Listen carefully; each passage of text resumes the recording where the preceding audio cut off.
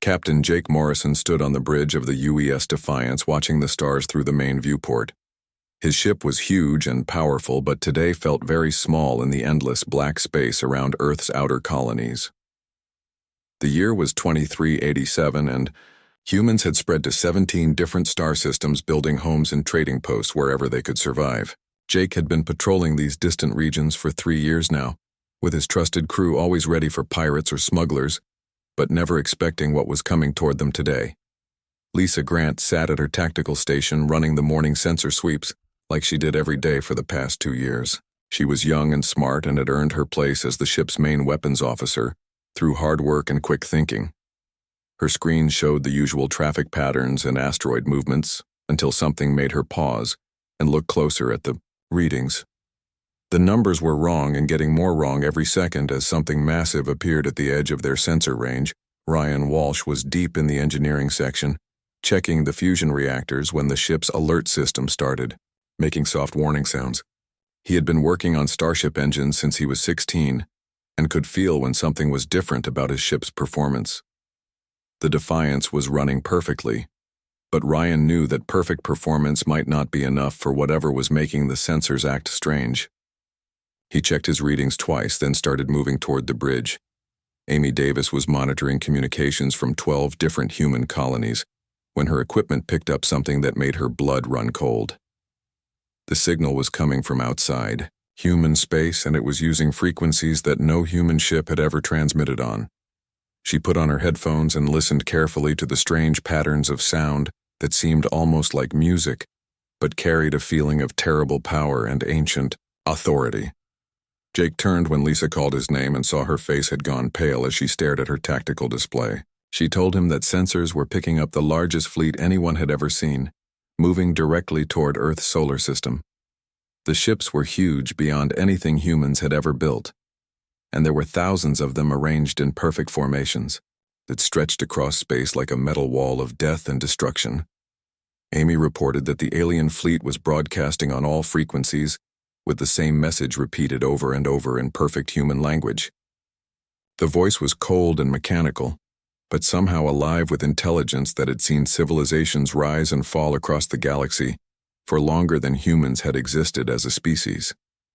The message was simple and terrifying, and left no room for misunderstanding or negotiation. The aliens called themselves the Hegemony, and they had ruled the galaxy for 10,000 years. Every species they had ever encountered had either joined them as servants or been completely destroyed without mercy or hesitation. They had conquered star empires and enslaved entire worlds full of beings who had once thought themselves the masters of their own destiny. Now they were coming for humanity, with the same offer they had given to countless others. Jake listened to the message 3 times before its full meaning sank into his mind like poison. Humanity had exactly 72 hours to surrender everything they had built and submit to alien rule. They would have to destroy their military ships and abandon their colonies, and accept whatever fate the Hegemony decided for them. The alternative was total annihilation of every human being in the galaxy. Ryan arrived on the bridge and heard the message playing through the speakers. His hands shook as he realized that his engines and weapons and shields meant nothing against technology that was thousands of years more advanced than anything humans had ever imagined. The Hegemony ships could probably destroy entire planets with single shots, and their defenses would laugh at humanity's most powerful weapons. Lisa ran calculations on her tactical computer and showed Jake the results with tears in her eyes. The human military had 800 ships scattered across 17 systems, and most of them were designed for patrol work or colony defense. The Hegemony fleet had over 3,000 vessels, and each one was larger and more powerful than humanity's biggest battleship. The math was simple and horrible, and left no doubt about what would happen if fighting started. Amy intercepted emergency communications from across human space as the news spread like wildfire through every colony and outpost. Politicians were calling for immediate surrender, while military leaders ran computer simulations that all ended with complete human defeat. Civilians were fleeing from major cities, and colony governors were already preparing documents of surrender, hoping to save some lives from the coming storm. Jake ordered his communications officer to patch him through to Fleet Command, and learned that Admiral Kate Phillips was gathering every available ship for Earth's defense. The orders were clear and Jake knew he had to follow them, but something inside his heart rebelled against the idea of simply waiting for death or slavery. He had seen the reports about how the hegemony treated the species that surrendered to them. The alien empire used some races as slave labor working in mines and factories until they died from exhaustion. Others became test subjects for new weapons or biological experiments that were worse than death.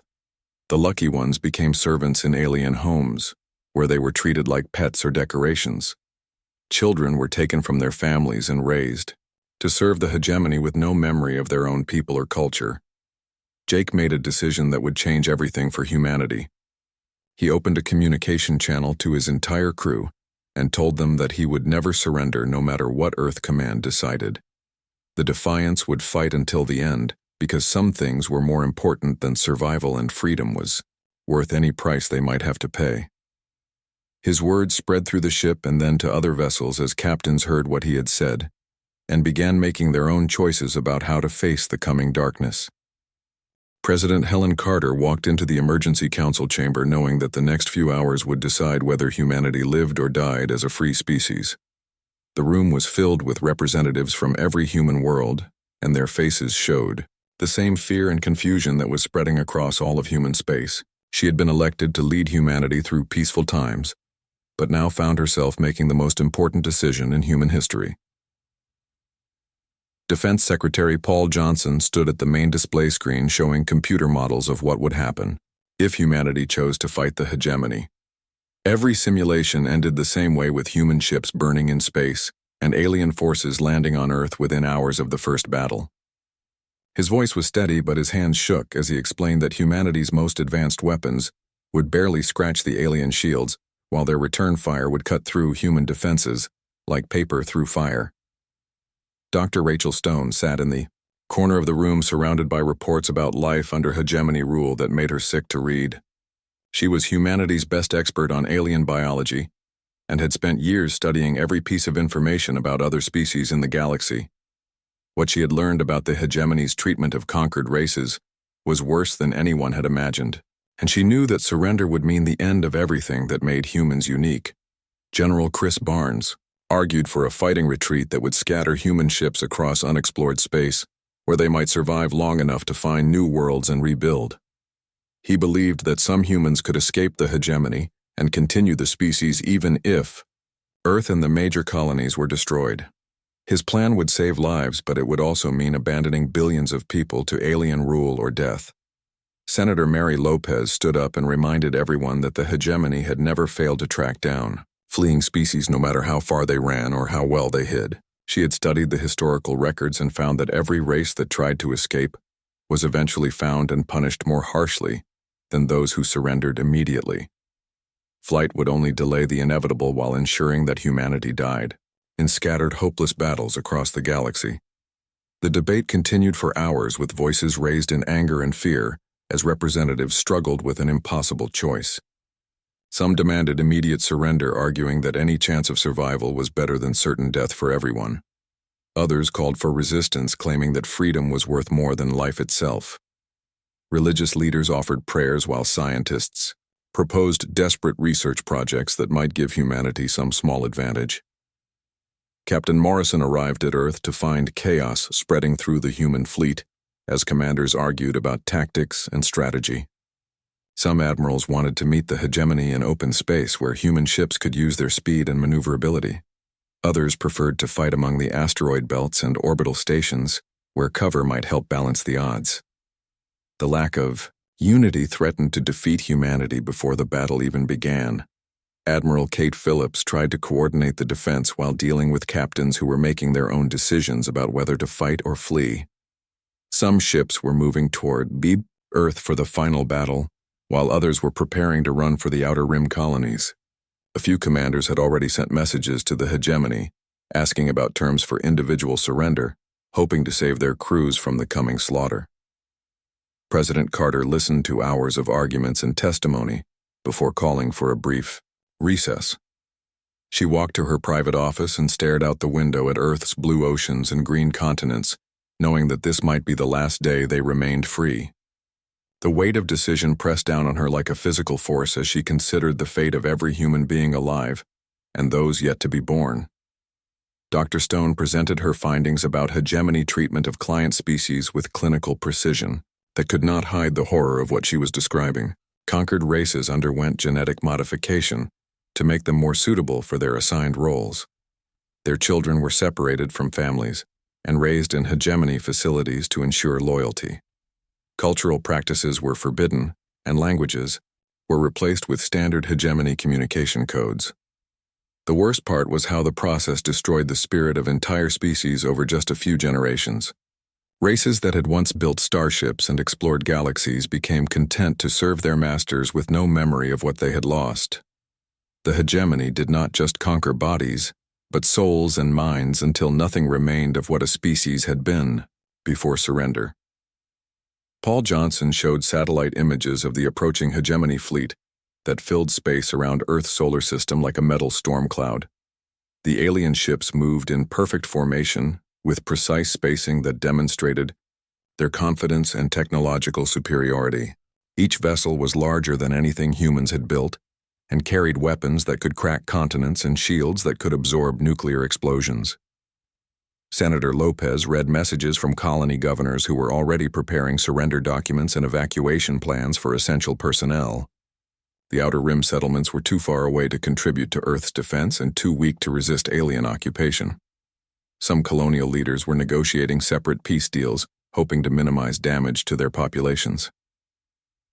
General Barnes presented intelligence reports about hegemony military tactics that showed how they had defeated species with much more advanced technology than humanity possessed. The aliens used overwhelming force combined with psychological warfare that broke enemy morale before battles even began. They offered mercy to those who surrendered quickly, and complete destruction to those who resisted. Captain Morrison sent a message to the council chamber that was broadcast across the entire fleet. He spoke about the choice between dying as free humans or living as alien slaves and asked whether survival was worth the price of losing everything that made life meaningful. His words reached thousands of crew members who were facing the same decision aboard their own ships.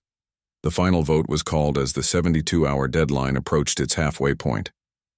Representatives entered their choices into sealed computers that would tabulate the results without revealing individual positions. The chamber fell silent as the numbers appeared on the main screen, showing humanity's decision by the narrowest possible margin. President Carter stood before the assembly and announced that humanity had chosen to fight rather than surrender. The decision would be transmitted to the hegemony, along with a message that humans preferred death with honor to life in chains. She knew that this choice would likely doom their species, but also understood that some principles were more important than survival itself. Admiral Kate Phillips had less than 24 hours to prepare humanity for a battle they could not win. The decision had been made and there was no turning back, but the human fleet was scattered across space, and many ships were still arguing about tactics instead of preparing for the fight. She knew that unity was their only hope of making the hegemony pay any price at all for their conquest of human space. Dr. Rachel Stone worked without sleep in her laboratory analyzing every piece of hegemony technology that humans had ever recovered. Her team included physicist Ben Clark, who specialized in energy weapons, and computer expert Nina Rodriguez, who understood alien data systems better than anyone else in human space. They were searching for any weakness that might give humanity even the smallest advantage in the coming battle. The orbital defense platforms around Earth were being upgraded with every weapon system humans had ever developed. Engineers worked around the clock installing missile launchers and particle beam cannons that might scratch hegemony armor if they were incredibly lucky. The moon bases were turned into fortress positions with enough firepower to destroy planets, but everyone knew it would not be enough against alien technology. Captain Morrison used the final hours to speak with his crew about what they were facing and why their choice mattered. Many of his officers were young people who had joined the space fleet to explore new worlds and protect colonies from pirates. They had never expected to face extinction in their first major battle, but Morrison saw determination growing in their eyes as they understood what was at stake. Civilian evacuation ships continued carrying children and non-essential personnel toward the outer colonies, even though everyone knew that the hegemony would eventually find them there too. Colony Administrator Steve Parker coordinated these desperate efforts while struggling with his own decision to send his family away on the last transport ship, leaving Earth before the battle began. The Hegemony fleet arrived 6 hours early, emerging from hyperspace in a formation so perfect that it looked like a single massive organism rather than thousands of individual ships. Their vessels moved with precise coordination that demonstrated technology and discipline far beyond anything humans had achieved. The alien fleet positioned itself just outside Earth's orbital defense range like predators studying their prey. Overlord Zethrix broadcast one final ultimatum, offering humanity a last chance to surrender and avoid complete annihilation. The alien commander seemed genuinely puzzled by humanity's choice to fight, since every other species had eventually chosen survival over destruction. His voice carried the authority of 10,000 years of conquest, and the certainty that this battle would end like all the others. Dr. Stone made a crucial discovery while analyzing the quantum signatures of hegemony weapons and shields. The alien technology used a resonance frequency that coordinated their defensive and offensive systems across the entire fleet. If humans could disrupt that frequency even briefly, it might create an opportunity for their weapons to actually damage enemy ships instead of being absorbed harmlessly. The problem was generating enough energy to cause such a disruption, since human power systems were not designed for the massive output required. The solution came from an unexpected source when Nina Rodriguez remembered that the colony ship, UES Pioneer, carried an experimental fusion reactor designed for terraforming operations that could produce the necessary energy levels. Captain Susan Miller commanded the Pioneer and volunteered for the suicide mission without hesitation when she learned what was required. Her crew would have to position the colony ship deep within the hegemony formation and overload their reactor at exactly the right moment to disrupt the alien coordination systems. Everyone involved knew they would not survive the attempt. The human fleet took final positions around Earth using every tactical advantage they could find. Smaller ships hid among the asteroid fields, while larger vessels positioned themselves behind orbital platforms and moon bases. Admiral Phillips knew that surprise was their only weapon, since direct confrontation would result in immediate defeat. Ben Clark worked with engineering teams across the fleet to modify human weapons for maximum effectiveness during the brief window when hegemony shields might be vulnerable. The modifications were desperate measures that would likely destroy the weapons after a few shots, but might allow them to actually hurt alien ships if the disruption plan worked perfectly. Captain Morrison received the coordinates for the experimental attack and studied the timing requirements with his tactical officer Lisa Grant. Success would depend on split-second coordination between hundreds of ships and perfect execution under impossible conditions. One mistake would waste their only chance and ensure that humanity died without accomplishing anything meaningful. Amy Davis monitored hegemony communications and reported that the aliens were discussing human resistance with what seemed like academic curiosity rather than concern. They had apparently never encountered a species that chose certain death over submission, and were treating the situation as an interesting experiment rather than a real battle. The evacuation ships reached the outer colonies and began landing. Refugees who might represent the last free humans in the galaxy. Children who had never known war suddenly found themselves separated from their parents and facing an uncertain future on distant worlds. Some would grow up knowing that their species had chosen honor over survival. Steve Parker watched the final transport leave Earth's atmosphere, carrying his wife and daughter to safety among the Outer Rim settlements. He had chosen to stay behind and help coordinate the planet's defenses, knowing that he would probably never see his family again. His sacrifice was repeated by thousands of others who put duty above personal survival. The hegemony fleet began, moving toward Earth's orbital defenses with the same measured precision they had used to conquer 1,000 worlds. Their weapons charged to full power while their shields activated to maximum strength. The aliens expected this battle to follow the same pattern as all their previous conquests, with quick victory and minimal losses. Admiral Phillips opened a fleet-wide communication channel and reminded every human ship captain why they were fighting. She spoke about freedom and dignity, and the right of every species to determine its own destiny. Her words reached across space to inspire crews who were about to die for principles that the galaxy had forgotten during 10,000 years of hegemony rule. Captain Morrison made peace with his decision as the final countdown began. The Defiance was positioned at the center of the human formation, ready to lead the attack that would either create a miracle or end in glorious failure.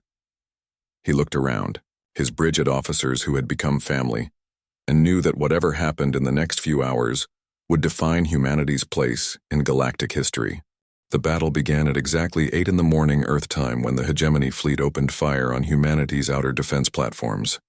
Their weapons cut through space like invisible knives and turned massive orbital stations into clouds of glowing metal in seconds. The demonstration of power was casual and effortless, showing humans exactly what they faced in the coming fight. Admiral Kate Phillips watched from her command ship as red icons disappeared from the tactical display representing hundreds of lives lost in the first few moments of combat. The human fleet held its positions despite seeing their defenses destroyed, because everyone understood that this was their only chance to make the experimental plan work. Captain Susan Miller guided the Pioneer through the chaos toward her target position, deep within the Hegemony formation. Her colony ship was never designed for combat, and moved slowly compared to the warships around her, but she had to reach the exact coordinates that Dr. Stone had calculated. Enemy fire began focusing on her vessel as the aliens realized something unusual was happening. Lisa Grant fired the first shots from human warships and watched her most powerful weapons splash harmlessly against Hegemony shields like raindrops hitting armored glass. The tactical computer showed 0 damage to enemy vessels, while return fire from just 3 alien ships destroyed an entire squadron of human fighters. The numbers were exactly as terrible as everyone had predicted. The Hegemony fleet moved forward, in perfect formation with their weapons systematically destroying human positions. Each alien ship seemed to know exactly which targets to engage, and their fire was coordinated with mathematical precision. They were fighting the same battle they had fought 1,000 times before against species that thought they could resist: galactic authority. Captain Morrison led his squadron in a desperate charge against the nearest Hegemony command vessel, knowing that the attack would fail, but hoping to distract enemy attention from the Pioneer's approach. The Defiance shook under alien fire that penetrated their shields and started fires in 3 different sections, but Morrison kept pushing forward toward an enemy that could destroy him with a single concentrated blast. Ryan Walsh worked frantically in the engineering section, trying to keep power flowing to weapons and shields while alien energy beams cut through his ship's armor like hot knives through butter. He could feel the Defiance dying around him as systems failed and corridors filled with smoke, but he refused to give up while his captain still needed engine power. The Pioneer reached her target coordinates, and Captain Miller gave the order to overload their experimental fusion reactor. The process would take exactly 90 seconds to build up enough energy for the quantum disruption, and her ship would have to survive that long, despite being surrounded by the most powerful fleet in galactic history. Her crew worked with quiet efficiency, knowing they were already dead. Dr. Stone monitored the reactor overload from her laboratory on Earth and counted down the seconds until the disruption would either work or fail completely. Her calculations showed that the effect would last no more than 20 seconds, and human ships would have to make perfect use of that brief opportunity. Everything depended on timing and courage and desperate hope. Amy Davis intercepted Hegemony communications, showing confusion among alien commanders as they tried to understand why a single human ship was deliberately moving into their formation. They had never seen such behavior before, since other species always tried to flee when facing inevitable defeat. The aliens were treating it as a curiosity rather than a threat. The human fleet continued losing ships as alien weapons carved through, their formations like death rays from ancient stories. Captains who had served together for years watched their friends die in explosions that lit up space with terrible beauty. But none of them broke formation because they understood that their sacrifice might mean something if the plan worked. Overlord Zethrix contacted Admiral Phillips directly and offered to end the slaughter if humans would surrender immediately. He expressed something that might have been respect for their courage, but also made it clear that continued resistance was pointless against superior technology. The alien commander seemed genuinely puzzled by humanity's willingness to die for abstract principles. The Pioneer's reactor reached critical levels, and Captain Miller ordered her crew to brace for the explosion that would destroy their ship and hopefully disrupt hegemony coordination systems. The colony ship began glowing with internal energy as fusion reactions went beyond all safety limits. Miller thought about the children who might survive on distant worlds because of what her crew was about to do. The disruption worked perfectly for exactly 17 seconds, creating chaos in the hegemony fleet as their shields flickered and their weapons lost coordination with each other. Human fire suddenly became effective as particle beams and missiles found targets that could actually be damaged. Ships that had seemed invincible moments before began taking real hits. Captain Morrison seized the brief opportunity and led every surviving human vessel in a coordinated attack against damaged hegemony ships. The tactical situation reversed completely as human weapons cut through weakened alien defenses and actually began destroying enemy vessels. For 17 seconds, humanity was winning a battle they could not win. Lisa Grant watched her weapons finally hurt the enemy and felt a moment of pure joy, despite knowing it would not last. She targeted weak points in alien armor and fired everything the Defiance had while their advantage remained. Her screens showed hegemony ships actually exploding under human fire, and she allowed herself to believe they might survive. But 17 seconds was not enough time to change the outcome of the battle. The hegemony quickly adapted to the disruption, and their shields returned to full strength while their weapons regained perfect coordination. The human fleet found itself facing the same hopeless odds as before, but now with even fewer ships and almost no ammunition remaining. The aliens had lost nearly 200 vessels in those 17 seconds, representing the first real casualties they had suffered in over 1,000 years of conquest. Their formation was disrupted, and some of their commanders were actually showing signs of uncertainty as they tried to understand what had happened to their invincible technology. Captain Morrison prepared for the final charge, knowing that his ship was heavily damaged and his crew was exhausted, but unwilling to surrender while they still had weapons to fire. The Defiance had become a symbol of human defiance, and he would not disgrace that symbol by giving up while enemy ships remained in Earth's space. The hegemony fleet suddenly began withdrawing instead of finishing the destruction of human forces. Overlord Zethrix explained that humanity had accomplished something no other species had ever managed in 10,000 years of galactic conquest. They had actually surprised and damaged an enemy they could not defeat, and that quality was worth preserving for future study. 6 months after the Battle of Earth, humanity found itself in a situation that no species in galactic history had ever experienced before. They were neither conquered slaves nor completely free, but something entirely new in the politics of the galaxy. The hegemony had designated them as a probationary species with conditional independence, while alien scientists studied what made humans different from every other race they had encountered. Admiral Jake Morrison commanded the first human diplomatic mission to the hegemony capital world, traveling aboard a new ship called the UES Resilience. President Helen Carter accompanied him along with Dr. Rachel Stone and a team of experts who would negotiate humanity's permanent status within the galactic hierarchy. The journey took 3 weeks through hyperspace lanes that humans had never been allowed to use before. The hegemony capital was a world of impossible architecture, where crystalline towers reached into purple skies and floating cities drifted among the clouds like dreams made real. Dozens of client species worked in perfect harmony, serving their alien masters with the quiet efficiency of people who had forgotten what freedom meant. Morrison observed how these races had adapted to subjugation by losing everything that had once made them unique. Captain Lisa Grant served as Morrison's tactical advisor and noticed how former warrior species now performed menial labor without any sign of their previous military pride. Races that had once built star-spanning empires were content to tend gardens and clean buildings for their hegemony masters. The process of cultural extinction was so complete that most of them seemed genuinely happy in their servitude. Dr. Stone studied the biological modifications that had been performed on client species over generations of hegemony rule. Genetic engineering had made some races stronger and more durable for heavy labor, while others had been made more intelligent for technical work. The worst part was how these changes were presented as gifts that improved the lives of subject peoples. Overlord Zethrix received the human delegation in a chamber that could have held a small city, and spoke to them through translation devices that made his voice sound almost human. He explained that the Hegemony Council had spent months debating what to do with a species that had managed to actually damage their fleet in open combat. Such a thing had never happened before in 10,000 years of conquest. The alien commander revealed that the hegemony had grown stagnant after millennia of easy victories over predictable enemies. Every species they encountered responded to conquest in the same ways, either surrendering immediately or fighting conventional battles that were easily won.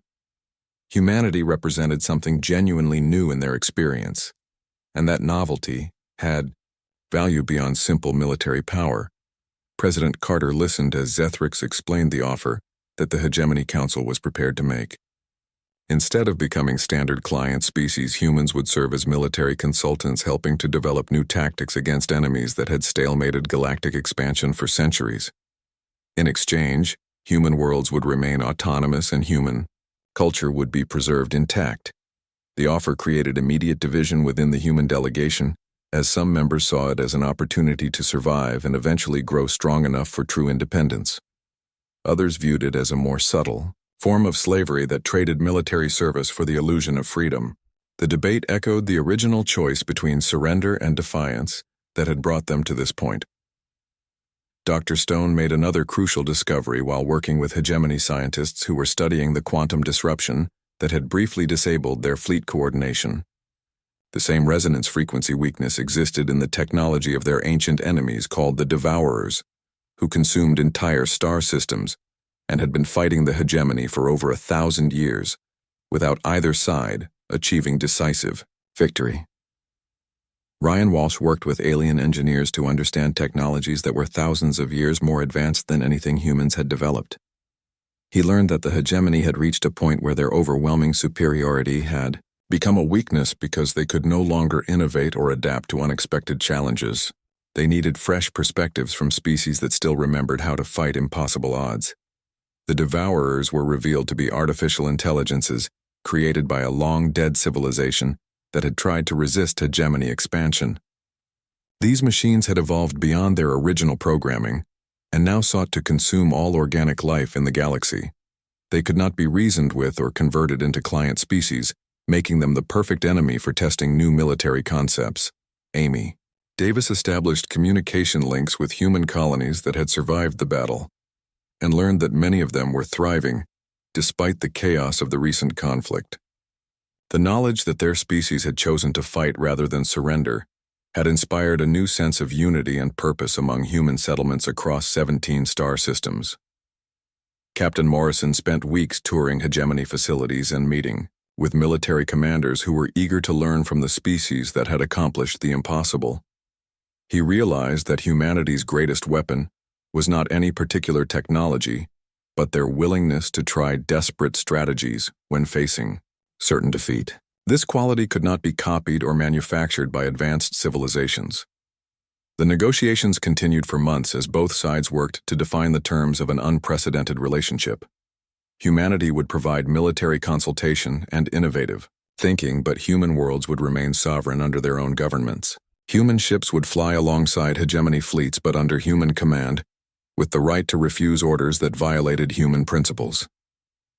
President Carter insisted on the most important clause in their agreement, which was humanity's right to withdraw from the alliance if the terms were violated or if they decided that cooperation was not in their best interests. This escape clause was something no other species had ever negotiated, and it demonstrated that humans were truly partners rather than subjects in this arrangement. Dr. Stone established research facilities where human and alien scientists worked together to develop new weapons and defenses against the Devourer threat. The combination of human creativity and hegemony technology produced innovations that neither species could have achieved alone. These joint projects became the foundation for a new kind of galactic cooperation. The first test of the human hegemony alliance came when long-range sensors detected Devourer scout ships approaching the outer rim of hegemony space. Admiral Morrison led a combined fleet that included both human vessels and alien warships working together for the first time in galactic history. The engagement would prove whether humanity's innovative tactics could actually help win an ancient war. As Admiral Morrison returned to Earth after successfully completing the first joint mission, he reflected on the choice his species had made 6 months earlier. They had chosen defiance over survival, and that defiance had ultimately become their salvation. Humanity entered the galactic stage not as conquerors or servants, but as partners who had earned their place through courage and innovation. The final transmission came from deep space, as sensors detected a massive devourer fleet moving toward the galactic core where both human and hegemony worlds were located. The real test of humanity's new role was approaching, and it would determine whether their refusal to surrender had truly saved their species or merely delayed their extinction. The day humanity chose defiance over survival had been only the beginning of their greatest challenge.